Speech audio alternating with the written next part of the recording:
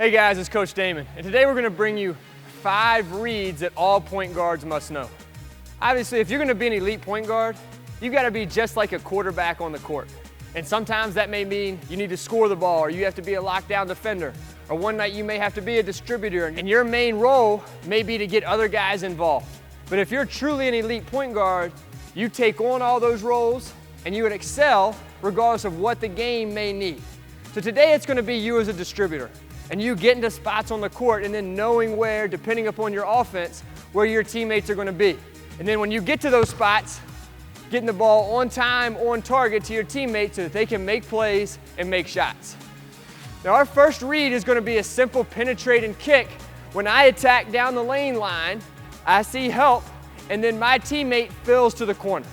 So as you can see, I've got a teammate here who's on the wing at a 45. And if I were to beat my man at the top of the key and I'm attacking down that lane line, if that chair is his defender, it's going to have to help over. And as it helps, he's going to be able to fill to the corner. And as I kick to that spot, this defender is going to be in recovery. And if we can keep a defense in recovery, they're going to be off balance, and we're going to be facing closeouts. And the more closeouts we can create, our field goal percentages are going to go up.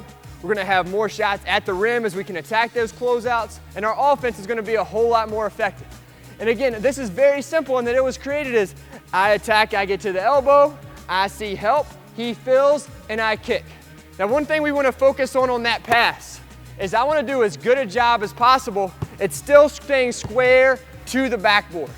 If I come here and I don't penetrate and my shoulders and my hips go straight to him, not only have I told everybody in the gym where the ball is going to, but I've given up the option to hesitate and attack the rim.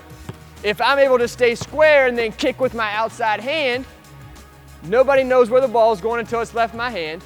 I've still got that option to shoot or attack, and I'm more of a threat than if I sell out to this one spot. Let's take a look at it live. All right, attack it, see help, stay square, on time, on target, made shot. Now our first read is we penetrated, he filled to the corner. In some offenses, especially dribble drive, instead of starting high, guys may start low. So in this action, as I attack, I'm still gonna see help from his man.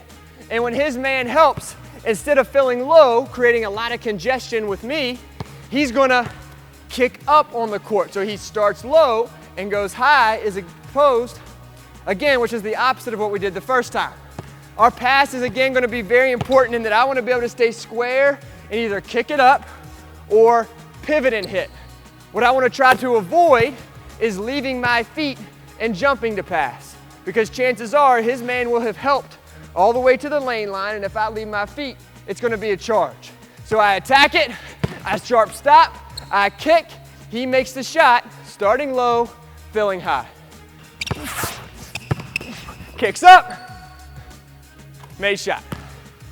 Our third read is going to be a baseline, drive, and drift, which is central to pretty much any offense from middle school all the way to high school. And in that read, if I attack baseline, on the weak side, I'm going to have a teammate drift to that corner. Now, if you see where I started, I'm here at the 45. His defender, who is 2 passes away, is going to have at least 1 and probably 2 feet in the paint. And we talk a lot about how, as a guard, if I can get my feet into the paint, it's going to draw the entire defense. So if I can beat my man, there's going to be help. I can get to baseline, I'm going to draw him because attention is going to be drawn to me attacking the rim, which can often free up that drift pass all the way to the corner. Now, several key aspects with this. Just like before, we want to make sure that we don't leave our feet on this block, try to jump straight through the rim. We want to get as much to the baseline as we possibly can. You'll see in a lot of European games and FIBA games, they're known for jumping and actually jumping out of bounds and throwing that wrap pass. That's a very high level pass to be able to jump one way and throw one-handed. So what we want you to work on is being able to either come to 2 or come to a 1-2 on the baseline and still shielding the defense with your body and hitting with that outside hand as you attack. Baseline drive, baseline drift, shot in the corner. We're here. Drive baseline, big shot. Our third read was a baseline drive and drift. This time, let's say for example, it's a ball reversal, and when I catch, that defense rotates, but they rotate at a bad angle, so I can still get that baseline drive, And on that weak side, I'm probably gonna have a drift. Whoever swung the ball to the top of the key will drift to that spot. But this guy's also gonna wanna move. And as he moves, he's gonna fill to the corner behind me. So when he fills there, his man will help down. And very similar to before, when we attack down this lane line, when I kick, everybody's gonna be drawn to me and he's gonna have a ton of space.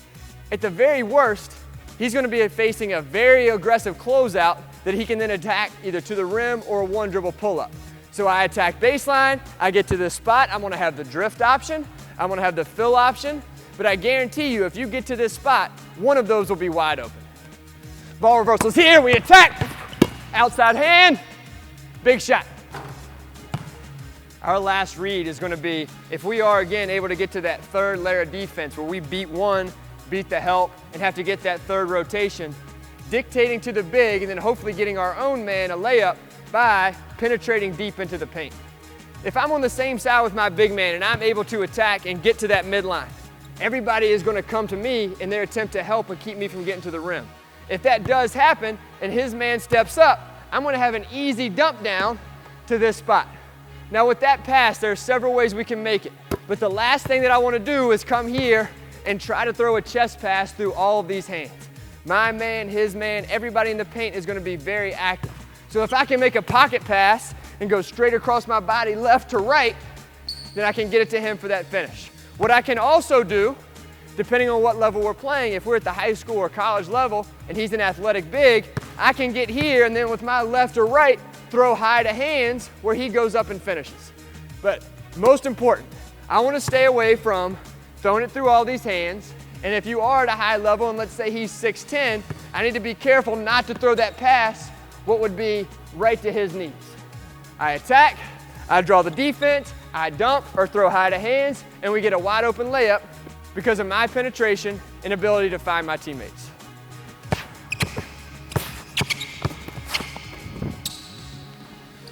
As a point guard, there are countless reads that you're gonna have to be able to make.